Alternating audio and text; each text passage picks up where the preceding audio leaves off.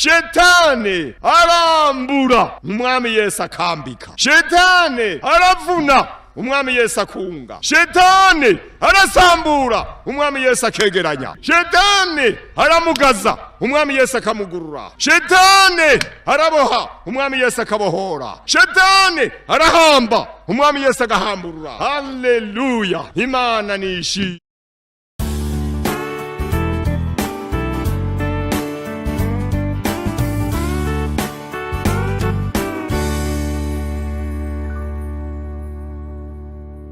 Ubutumwa bwiza bwa Luka igice cy'umunani umurongo wa 26 dusome. Bafata hakurya y'ikiyaga c'Abagereseni kirabana ni Galilaya. Ashitse imusozi umuntu yavuye mu gisagara yinjiwemo na dayimoni aramusanganira. Yari amaze iminsi myinshi atambuza cyambara, ntazu yabamwo, yaba mu masenga yimva. Abonye Yesu arasemerera amwikubita imbere avuga n'ijwi rirenga ati, duhuriye ga Yesu mwana w'Imana isumba byose, ndakwinginze ntumbabaza agashinyaguro. Kuko yarabwiye iyo mpwemu ihumanye kuva muri uyo muntu yahora imutera kenshi, kandi bamubohesha iminyororo ku maboko no ku maguru, bakamurinda agacagagura ibimuboshe, dayimoni akamukubeba mu bugaragwa. Yesu aramubaza ati, witwa nde? Aramwishyura ati, ndi Gitero. Kuko abadayimoni benshi bari bamwinjiyemo, baramwinginga ngo ntababarire kuja ikuzimu. Kandi hari umukuku w'ingurube nyinshi zirisha kuri uyo musozi, baramwinginga ngo abemerere kuzinjiramwo. Arabemerera. Abadayimoni basokoroka muri uyo muntu, binjira muri nyangurube. Umukuku wirukira ku gatembwe, zisuka mu kiyaga, amazi araziniga. Abaziragira babibonye barahunga, babivuga mu gisagara no mu misozi. Nabo bavayo baza kuraba ibyabaye. Bashikaho Yesu ari, basanga wa muntu yavuwemo na dayimoni yicaye iruhande y'ibirenge vya Yesu, yambaye. Ubwenge bwagarutse, baratinya. Ababibonye babiganira ingene wari winjiyemo na dayimoni yakijijwe. Abantu bose bo mu gihugu c'Abagereseni gikikije aho baramwinginga ngo ave iwabo, kuko bari batewe n'ubwoba bwinshi. Atambukira mu bwato asubira inyuma, ariko wa muntu avuwemo na dayimoni aramwinginga ngo agume kuri we. Ariko aramusezera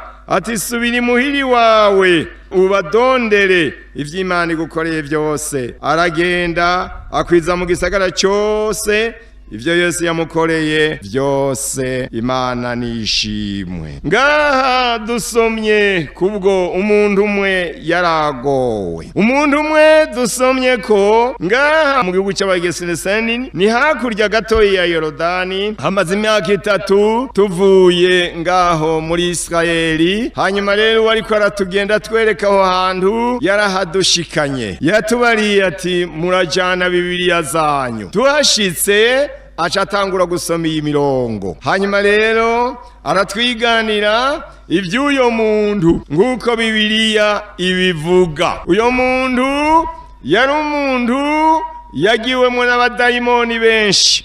Sindonga umwanya wo kubisoma, ariko muzobisome mu butumwa bwiza bwa Mariko igice ca 5, ingene uyo muntu vyabaye ivyiwe, vyabaye bikomeye cyane. Hanyuma aratwereka ati, uyo muntu Bibiliya ivuga ngo nta nzu yarakibamwo. Kubera iki? Kubera yuko abo badayimoni bari baramukuye mu nzu. Ngo yabahehe? Ngo mu masenga yimva. Urabona Abisirayeli bari bafise umugenzo, bagafata umusozi munini nkuko mubona ngaha hanamye gutya, bakimba niho rero baca bashira umuntu bakamuhamba. Aho rero yatwereka ayo masenga aracyariho. Uyo muntu yabamwo yari yinjiwemo n'abadayimoni.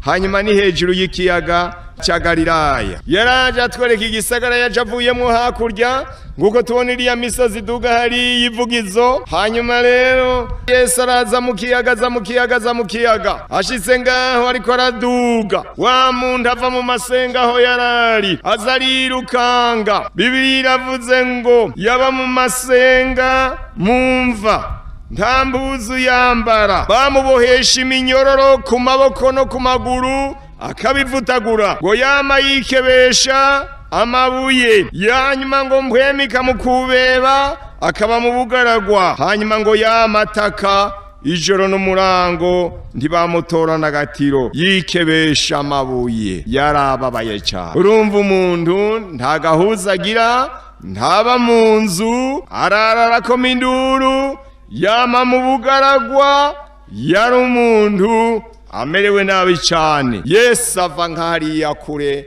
aramubona bamukeneye, araza afata ubwato kugeza yogorokeye ahari. Baratubwira ataho yadugiye naha. Hanyuma nyamuntuze acava mu mva, acaza imbere y'ibirenge vyiwe, aramufukami, afukama imbere y'ibirenge vya Yesu. Baba dayimoni baca batangura kuvuga ngo Yesu, ngo Yesu duhuriye hehe, ngo turagusavye ntutwice agashinyaguro, hanyuma ngo ntuturungike ikuzimu. Urumva umuntu yangi wabo, dayimoni wabo ni hehe, aho yashizwe ni hehe, ikuzimu. Ariko ntagomba, ariko uno munsi tugomba tuhamushire mu izina rya Yesu. Wewe ufise ingorane, ndagufitiye iganuke rive mu ijuru. Ibi Yesu yakoze nubu aracyabikora. Hamwe byoba byakorewe mu gihugu cya Isirayeli gusa, bidashobora gukora kino, twoba turabagorwa, kuko twaba turiko turavuga ubutumwa butagira ubuzima. Ariko kubera yuko uno munsi tubizi ko bikoreka mu izina rya Yesu, nico gituma uno munsi turaha. Uyo muntu rero afukamye imbere y'ibirenge vya Yesu, Yesu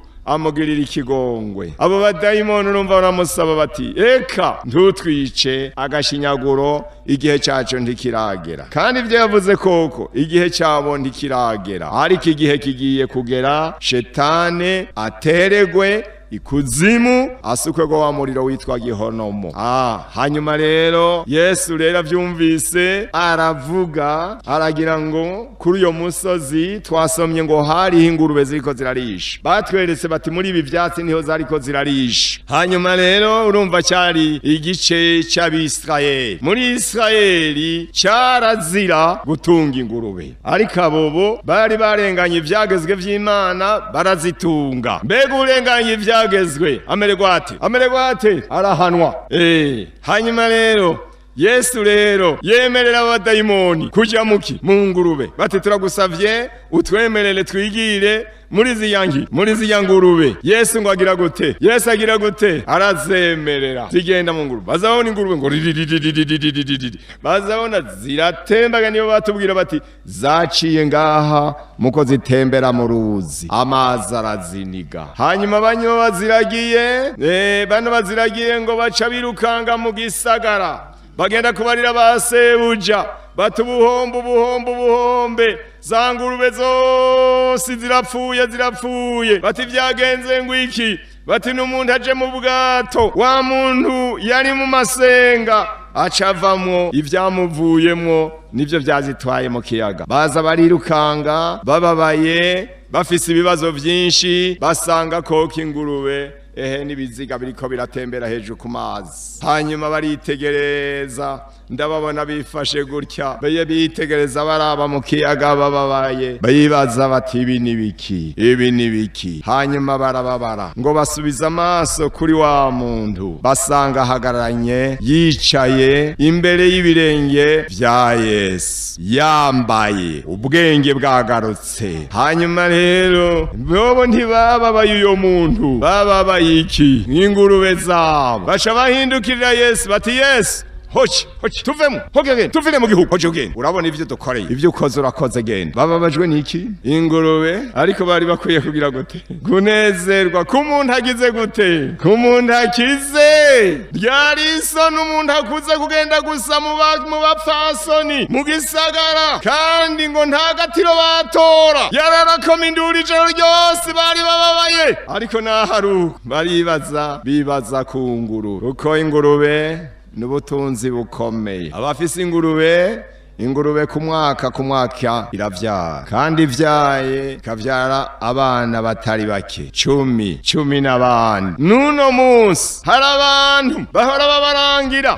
ati uyu muntu wawe arimwo abadayimoni, jana mu banaka bamusengere, abo badayimoni bazomuvamwo. Ngo nagume uko ntacyo bitwaye, ngo agume kwibanga. Muriko muravyumvira? Oya, ntabagize neza. Kubera iki? Kubera umuntu n'umuntu w'igiciro. Umuntu ari n'igiciro imbere y'ijuru. Uyu ndaza kumuvuga ko mu ncamake. Nariko ndavuga rero ngene Yesu ngo abanyabantu baraza basanga uyo muntu yicaye imbere y'ibirenge vya Yesu. Nta hantu heza hangana nko kuguma imbere y'ibirenge vya Yesu. Mbega turi imbere y'ibirenge vya Yesu. Mbega turi imbere y'ibirenge vya Yesu. Turahaguma, hari itunga rikomeye, hari umunezero. Hanyuma rero uyo muntu rero Yesu ngira ngo babonye abantu bariko barashunga umukabaza bavuye mu gisagara. Ngira ngo yabariye Yesu yarahagaze nguko noba mpagaze nguko, nawe akaba arahambavu. Ngira yazaramukwega impuzu ati hey Yesu, kuko ubwenge urumvise ngo bwari bwageze gute? Bwari bwageze gute? Bwari bwagarutse. Bugarutse rero uyo muntu yaragize isoni zikomeye kubona abantu bagize gute? Bariko baraza ati hey Yesu, abantu baraje kuko ubwenge bwagarutse. Arabonye ko ameze ate? Arabonye ko ameze gute? Ko ari gusa.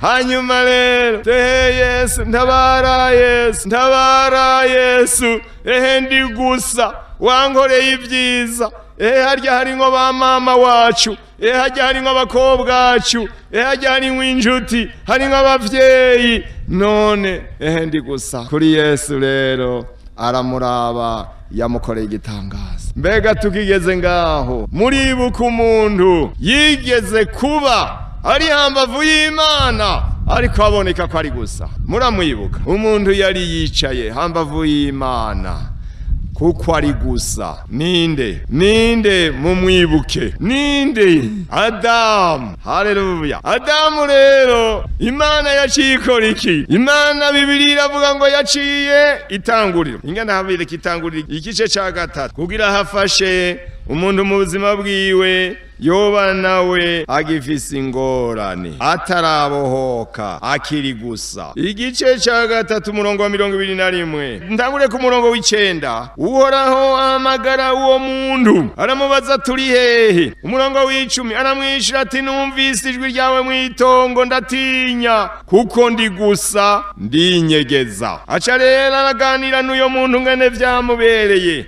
ngene yariye ku giti, ngene yacumuye, hanyuma Imana ntiyamuretse yacumuye. Umurongo wa 21. Uhoraho Imana arongera Adamu n'umugore wiwe imyambaro y'insato agira ate arabambika. Haleluya. Ninde atarambikwa n'Imana? Ninde atarambikwa na Yesu? Dusubire kandi muri bwa butumwa bwiza bwa Luka. Butumwa bwiza bwa Luka turabonye wa muntu ahagaze cyange yicaye hambavu y'ibirenge vya Yesu. Hanyuma rero turabonye ngo abantu bose bashitse uko bangana, bose atawuvuyemwo. Ni cya gice cya Luka 8 umurongo wa 37. Abantu bose bo mu gihugu c'abagereseni gikikijaho baramwinginga ngo agire gute? Ngo abaviri wabo. Abantu nta numwe yari yaronsa agatima kugufasha uyo, ariko yari hambavu y'ibirenge vyande, ibirenge vyande vya Yesu. Kandi twasomye ngo yaza yambaye, yari yambitswe nande? Na Yesu. Naribajije ni none yo muntu abantu bo mwambitse bose bagize ngo naveho kuko yaratumye bahomba. Abatunzi baho bari bahomvye, bariko bararira, nta numwe yari yibutse kumuha agahuzu. Ariko Yesu wewe musanzwe mubizi, yarafise duhora tubona ingene bamushushanya, yarafise wa mutamana yamagereka hejuru guri. Nibaza yuko urya mutamana ariwo yaciye amwururukirizako aramwambika. Wa wundi ikindi gihe yahava ahanagurira ayoza ibirato vy'abigishwa biwe, akabihanaguza umutamana wiwe. Umutamana wiwe nuwo kudupfuka ubwambure bwacu. Imana nishimwe. Ahejeje kumukorera ivyo bintu, hanyuma abantu bose urumva ngo bandi bagize ati ojo genda tuvireho, uravye ivyo ukoze urakoze genda. Ariko iyo muntu wewe ngo Yesu ngo atambukira mu bwato, ariko iyo muntu arirukanga ngira amufata impuzu, atekaye gumana nanje,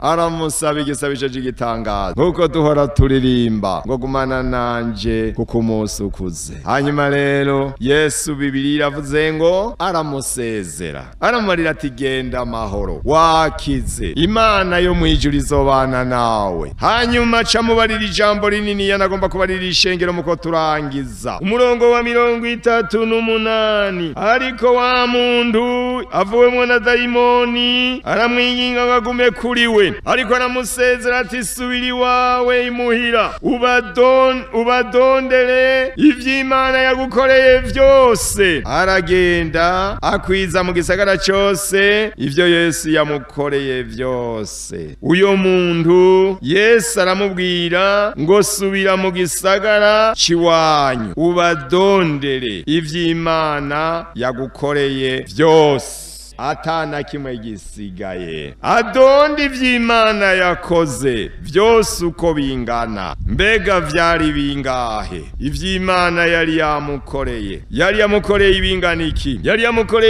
iki? Ubwa mbere yari yamukijije ubwenge bugira gute? Buragaruka. Icya kabiri mwabonye ngo kera yari aboshwe n'iki? N'iminyoro. None iminyororo yagize gute? Yamuvuyeko. Icya kabiri ngo yagenda ameze ate?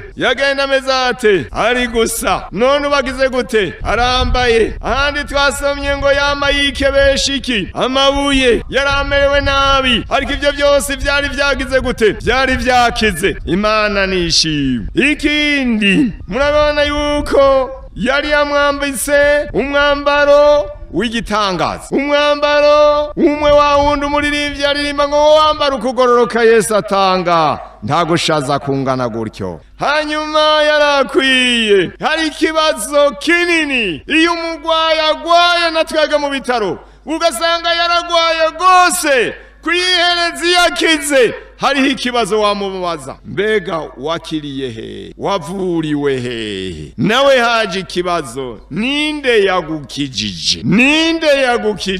Yarinze kwishura ko ari inde? Ko ari Yesu.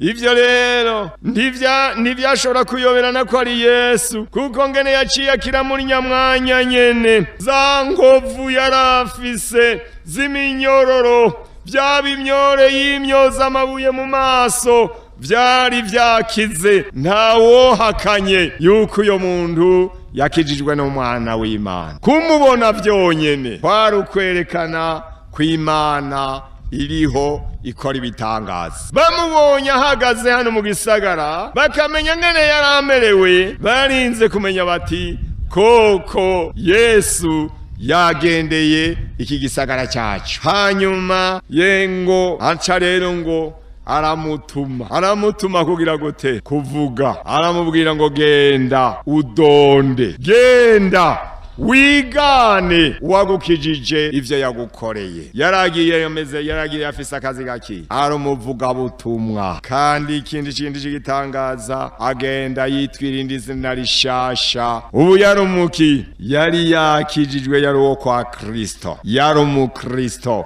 yari intumwa ya Kristo.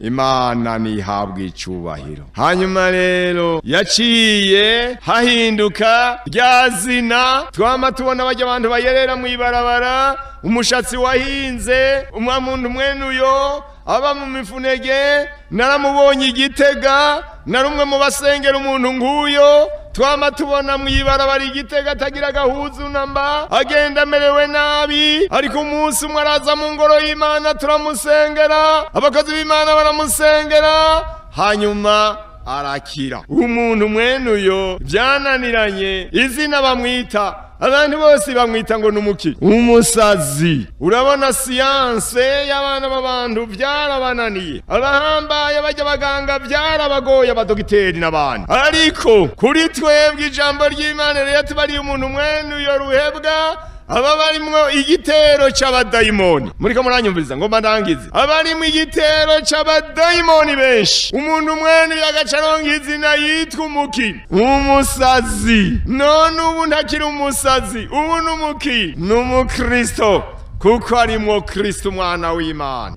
Uyo muntu acagenda aja mu gisagara ciwabo ngo atangura kudonda. Ashitsi iwabo aradonda ivy'Imana yamukoreye. Igitangaza batanguye kumubona. Iyo nzira sinabasomeye muri Matayo ngo iyo nzira nta muntu yarakiyicamwo. Bakimubonye baza bamubona wa muntu afise ubwenge, yambaye, aranezerewe, ameze neza, ameze nk'abandi bantu bose, yakize, agenda neza. Bamubonye abantu bose baratangara. Ntiyarakeneye insobanuro nyinshi, yarakeneye kwereka amaboko yiwe ingene za nkovu z'iminyororo yari imuboshe. Agenda mu gisagara, muri Mariko. Reka ndahasome umurongo umwe. Muri Mariko muko ndangiza ndahasoma umurongo umwe, igice ca 5 umurongo wa 20. Ndangurire kuri 19. Ndiyamukundira ariko namubwira ati ja imuhira iwawe mu biwanyu ubabarire ivyo umwami Imana igukoreye vyose kandi ingene ikugiriye ikigongwe. Aragenda atangura gukwiza idekapoli ivyo Yesu yamukoreye vyose. Abantu bose baratanga.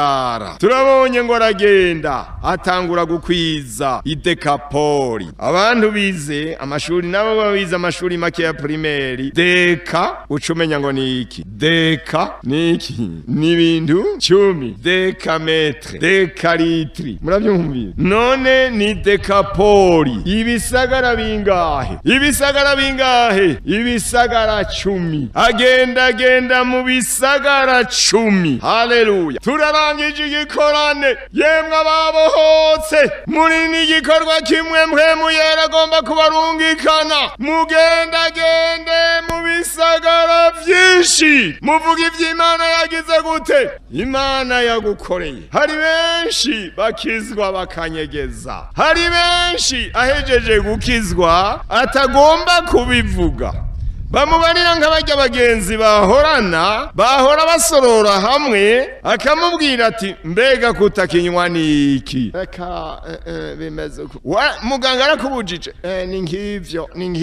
Muri ko mwumvize ntagere gute, ntashinge nta. Turagomba umuntu yakize. Mbega umuntu yakize arateye isoni? Umuntu yakize arateye isoni? Oya, ndateye isoni, arateye icubahiro. Ndagomba rero mbarira abantu bakize. Guhera turiko turavuga ubutumwa bwiza kuwa 5 nejo nuno munsi umuntu yakize aca agenda mu bisagara byose avuge ivy'Imana yamugiriye gute, yamukoreye. Bingahe? Byose atana kimwe washize. Genda uvuga uti ya nyota yaramvuyeko. Genda uvuga uti ya macakubiri yaragiye. Genda uvuga uti rwarusaku rwaguteranya byarahise. Genda udonde ivy'Imana yagukoreye. Uyo muntu rero aca aragenda.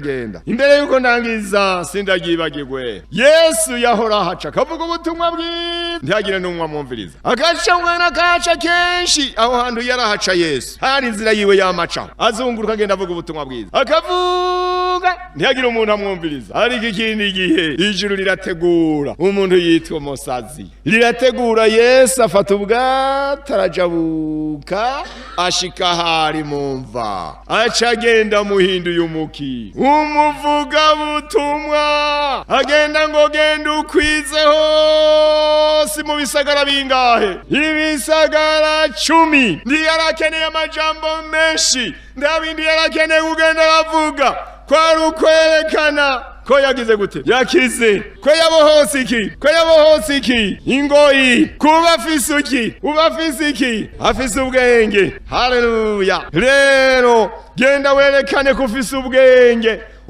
ko bwagarutse. Umuntu yemeye Imana ubwenge buba bugarutse. Erega hari abantu bagenda batagira ubwenge kugira ngo barafise ubwenge, nk'umuntu yicundi, nk'umuntu aborerwa akabigaragara imbere y'abana n'abapfasoni. Ubwenge bwiwe ntibuba bukwiye.